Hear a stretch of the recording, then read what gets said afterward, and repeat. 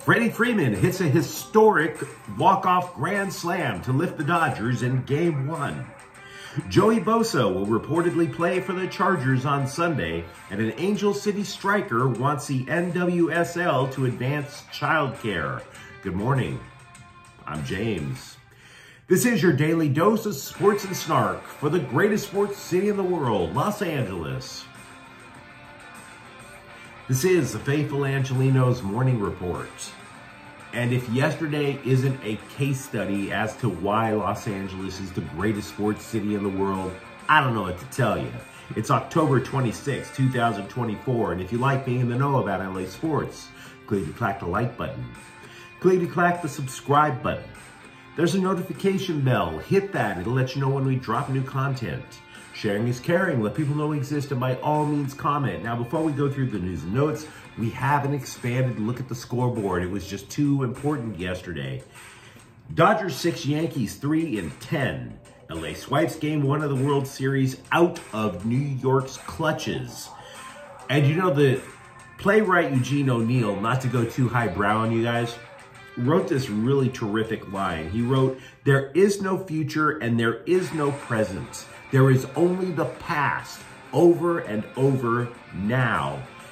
And goodness, after that miraculous home run by Kirk Gibson in 1988, that's what we saw in the 10th inning last night over at Dodger Stadium. It was the first walk-off grand slam in World Series history, and you should be comparing it to the Gibson home run. Maybe not more exciting and more shocking than the Gibson home run, but both Gibson and Freeman nursing injuries to their lower extremities. The home run in each case coming with 2 out and the game on the line. Both shots went to right field. You almost expected to see red taillights flaring out in the parking lot. Announcer Joe Davis echoed much of Vin Scully's legendary call.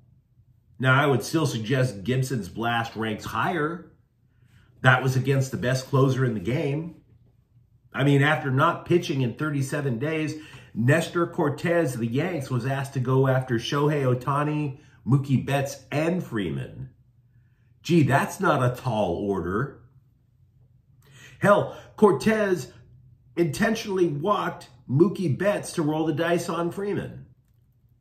And I do want to take a moment and talk about what this means for the Yankees.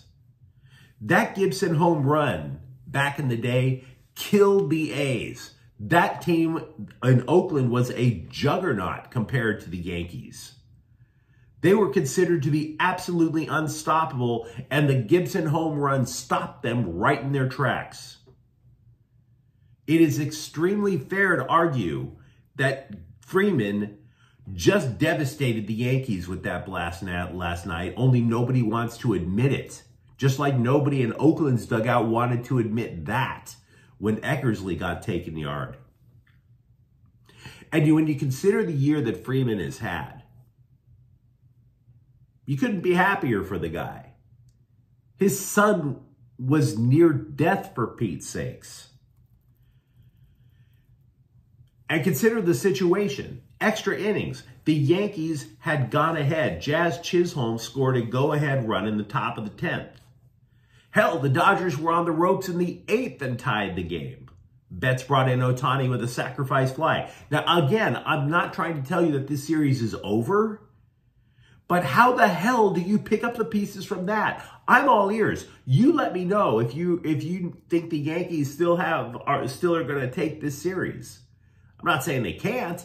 I just don't see how right now. And we'll talk more about the Dodgers in just a minute. One way or another, USC had to get off a 3-game skid, and they did so, 42 to Rutgers' 20. Lincoln Riley chose to do it the old-fashioned way by making it rain touchdowns. USC put up 2 touchdowns in each of the first 3 quarters. Miller Moss passed for 308 yards and 2 touchdowns. Woody Marks rushed for 3 more touchdowns. It was by no means a perfect effort. 4 starting defensive backs were out for USC, and because of that, Rutgers was able to open up its passing game. We already knew they could run. Rutgers was able to pull within a score in the third quarter, but the Trojans, unlike previous weeks, did not allow a point in the fourth, let alone totally surrender a 2-touchdown lead. And I have to add, it probably helped that the game continued after what would have been 2 a.m. on East Coast time. Rutgers is from New Jersey. But at this point, I don't think anybody at USC cares. They needed a win at all costs. Lakers 123, Phoenix 116. Anthony Davis scores a game-high 35 points, but more importantly, the Lakers erased a 22-point deficit to the Suns. Now again, I'm still not totally sold on J.J. Redick as a coach. It's only 2 games, but you have to be honest. You have to keep things real. The Lakers have not started a season with consecutive wins since 2010. Austin Reeves adds 26 points. LeBron James scores 21. And by the way, the slate is damn full today as well. Yankees at Dodgers, Game 2 of the World Series. Yoshinobu Yamamoto versus Carlos Rodon at 5 o'clock. Sacramento at the Lakers at 7:30. Redick said he wanted to see how both James and Davis were this morning before he would commit to playing them both. The Clippers are at Denver at 2. Welcome. Hi, Russell Westbrook. Good to see ya. Boy, the Clippers could use ya. Utah's at the Kings at 1 o'clock. With a win, the Kings could actually take over first place in the Pacific Division. Strange after that road trip, wouldn't you say? And finally, it is Galaxy game day. Colorado's in town. That game starts at 8 o'clock. Game 1 in the best-of-3 first round in the MLS Cup playoffs. The Galaxy have yet to lose this year at Dignity Health Sports Park. What do you say we get to the news? Let's start off with some more Dodger news. It seems like they give you damn near up to first pitch to finalize your playoff roster. And the Dodgers did drop a few surprises on us yesterday. It was just a day ago that I was praising Evan Phillips for being the go-to guy in the bullpen against the heart of the opposing lineup. He was scoreless in 6 2/3 innings against some of the best hitters in the game in the playoffs. And he's not on the World Series roster. He was apparently hurt during the deciding Game 6 of the NLCS. The Athletic reported that Phillips was dealing with tightness in his biceps, his triceps, and lats for a month. Also not on the roster is outfielder Kevin Kiermaier, which effectively ends his career because he said he would retire at the end of the season. Returning to the Dodger roster, relievers Alex Vesia and Brusdar Graterol, who were both used last night, by the way. Also, infielder Miguel Rojas is back playing. The LA Daily News is reporting that Chargers rusher Joey Bosa will return to the lineup Sunday when the Chargers play New Orleans at SoFi Stadium. We have a little more info as to what kept him out for more than a month. Sciatica. In layman's terms, if you've never had that, it's actually quite painful. A lot of times it begins with lower back pain in the spinal cord itself. And the spinal cord is like an electrical cord. You get a kink in an electrical cord, it stops the flow of energy, your light doesn't go on. You get a kink in your spinal cord, it means your leg doesn't work that well. And oh, by the way, hurts like hell. So yeah, sciatica is a mug. You don't want it.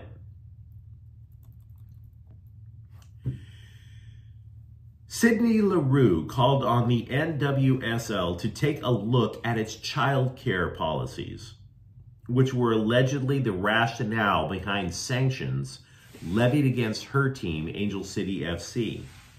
Among the penalties that Angel City FC were hit with were a deduction in the number of points they compiled in the season. That hastened the team's elimination from the playoff picture. LaRue, who's a mother of 2, wrote on social media, quote, "The NWSL should not force a mother to choose between chasing her dreams or having children. nor should teams be forced to choose between having mothers on their roster or not, unquote. So to recap, a former player snitched on Angel City, claiming that the team violated the salary cap by about $50,000. 50 grand. Wow. The team stated it disagreed with the league's findings. They said that it did not believe childcare counted against the cap. I'm not going to explain the NWSL salary cap. Let them figure it out. But I will say this, even as what do they call it now, a cis male, even a lunkhead like me can figure out that childcare is kind of a thing for a professional athlete, a professional female athlete. LaRue is committed to her kids, but she's also committed to playing soccer. You want to know how much she was committed to playing?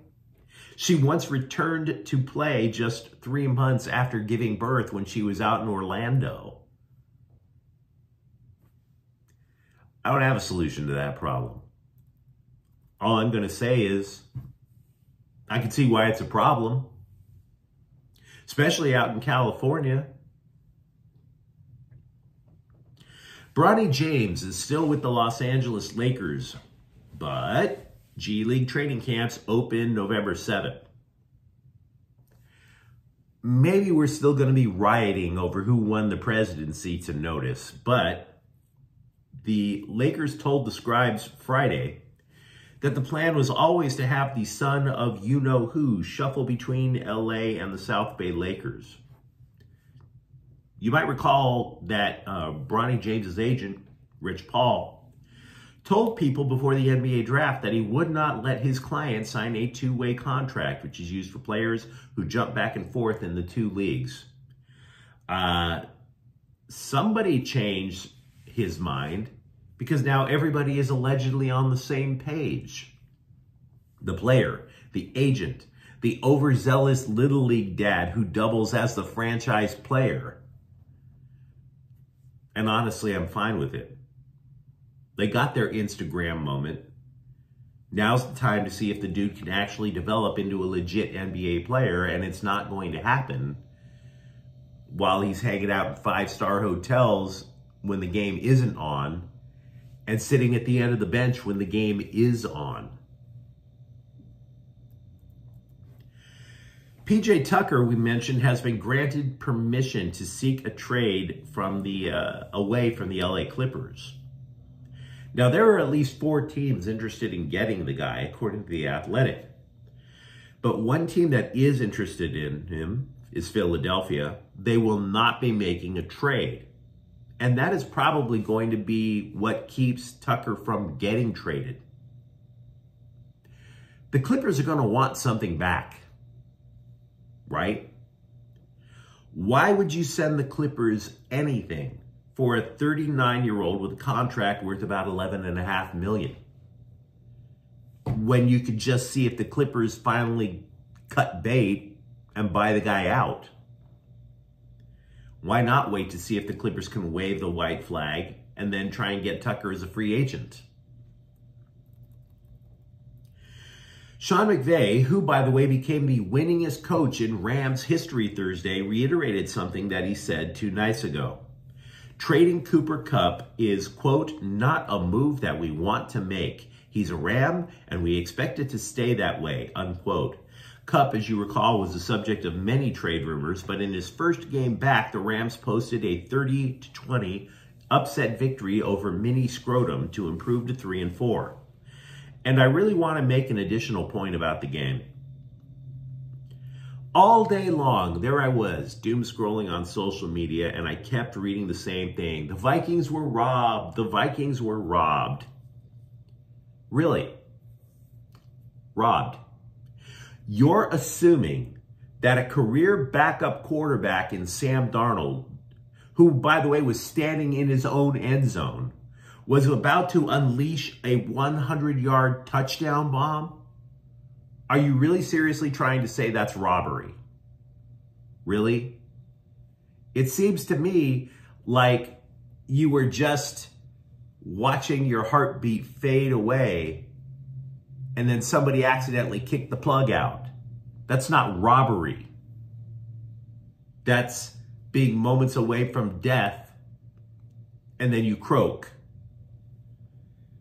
I mean, seriously, if the NFL didn't bother to change policy after the tuck rule game, which was a far bigger screw job, don't expect them to lift a finger to help the Minnesota Vikings. And finally, if anybody on social media says tainted victory, please believe all I hear is victory. The Vikings weren't robbed. They were against it. They didn't get the job done. They could have got the job done way before that missed call. The referees didn't screw you. You didn't play well enough to win. But you let me know what you think oh, by the way, they were ahead 8 points. You're also assuming the 2-point conversion. But you let me know what you think in the comments thread. How jubilant were you after Freddie Freeman slammed last night? Are you optimistic about the Chargers now? Or for that matter, USC football? And if you enjoyed the content, don't forget to subscribe to Faithful Angelenos. We talk LA sports every single day here. Thank you for watching. I'm James. We'll be back tomorrow. Faithful Angelenos is a Ken Cortale Queso production. Take care.